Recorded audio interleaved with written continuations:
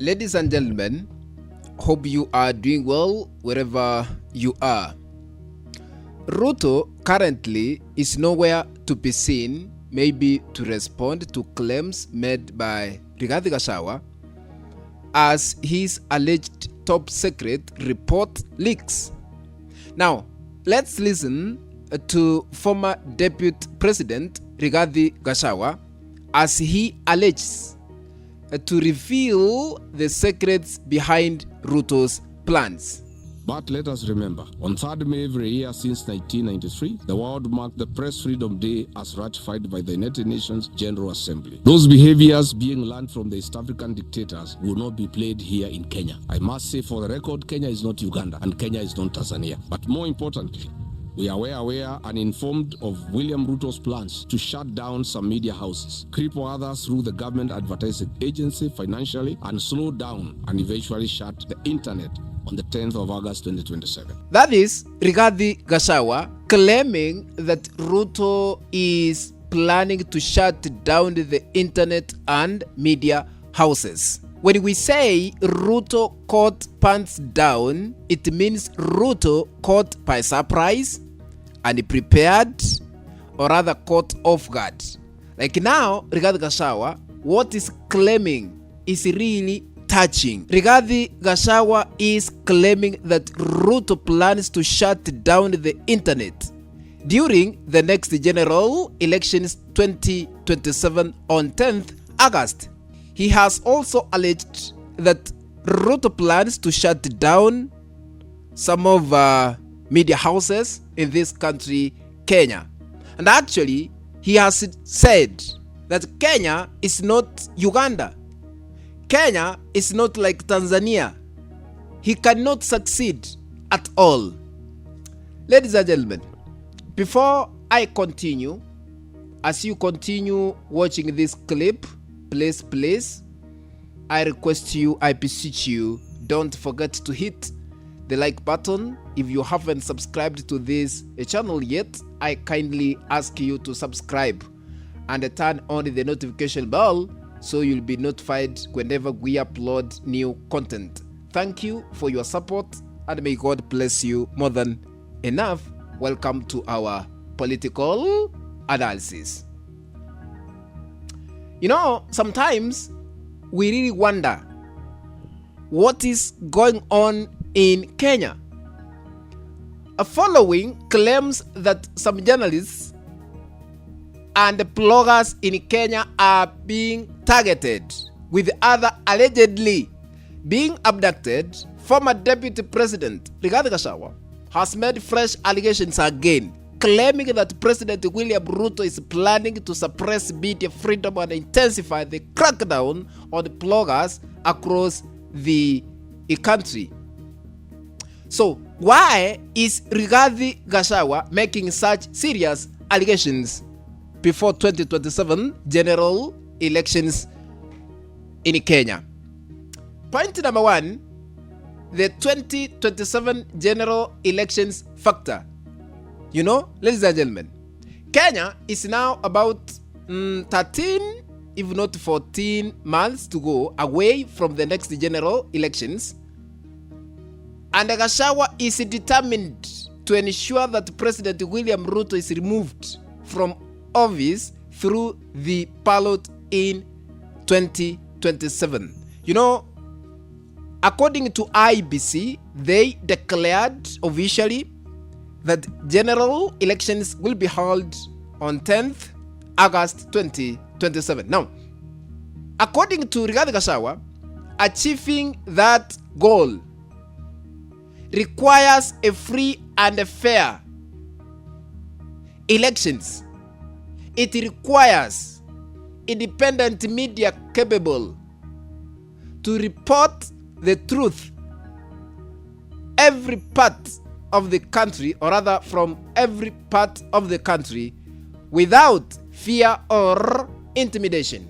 You know, over the past week, President William Ruto and Gideon Moi have also been seen exchanging sharp political attacks.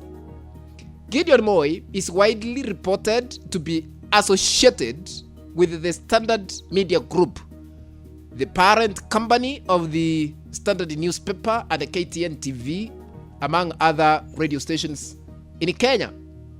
These media outlets have frequently criticizing President William Ruto's administration and highlighted what they describe as the government's failures to fulfill its promises. Ladies and gentlemen, last week, President William Ruto openly criticized Gideon Moi through social media platforms, escalating their political confrontation. Actually, I want to review what Ruto wrote on his social media platform, to be specific, on Twitter. This is what Ruto said. Gideon Moi, your Standard media's 5 days a week extortionist propaganda headlines on me and my administration's transformative track record will get you nothing and nowhere. Blackmail to yield to your greed. Never. Kenya belongs to all Kenyans, not you alone. Jaribu 80 days a week. Do your worst. That is how President William Ruto responded to Gideon Moi through Twitter.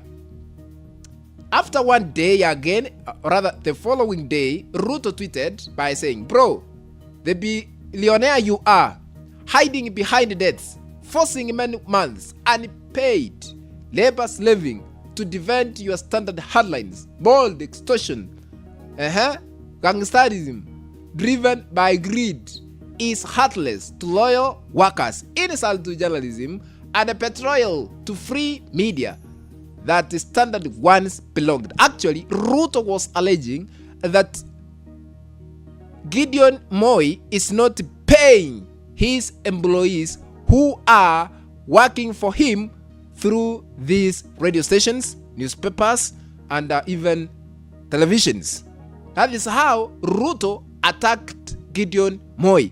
But Gideon Moi is also attacking President William Ruto silently. You can not see where Gideon Moi is addressing President William Ruto directly, or rather face to face. No, he's using his own mainstream media to attack, to disclose Ruto's failures in his government. Now, point number 2, why Rigathi Gachagua is making such serious allegations. Number 2, Gachagua wants political revenge. During the last general elections 2022, Ruto was elected on UDA political party. He was with Rigathi Gachagua. But after 2 years, Rigathi Gachagua was kicked out through impeachment. Since President William Ruto supported the process that led to Gachagua's removal from office as the deputy president, Gachagua appears determined to use every legal and political strategy available to ensure that Ruto is voted out in the next general elections 2027, whether you like it or not, and returns to his home in Sugoi after leaving office. Currently, Rigathi Gachagua is addressing the nation from Wamunyoro. So he's eyeing the same to apply to President William Ruto as from 2027 to address the nation from Sugoi. That is how politics is currently in Kenya. Now, before I conclude, what is your opinion? Do you believe President William Ruto could restrict social media platforms and the freedom of the press as Gachagua claims? Share your thoughts in the comment section below.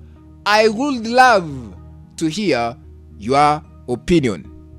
If you haven't subscribed to our YouTube channel, I'm requesting you to consider subscribing by hitting the subscribe button that is down here. Once you are done, remember to turn on the notification bell so that the moment we upload any video clip, you'll be notified that when a Kenya Media has uploaded the video clip to watch. Remember, again, to share our links to other platforms, including WhatsApp and even Facebook. Be blessed by our super being who lives in heaven. Let's meet in the next video. Bye bye, ladies and gentlemen.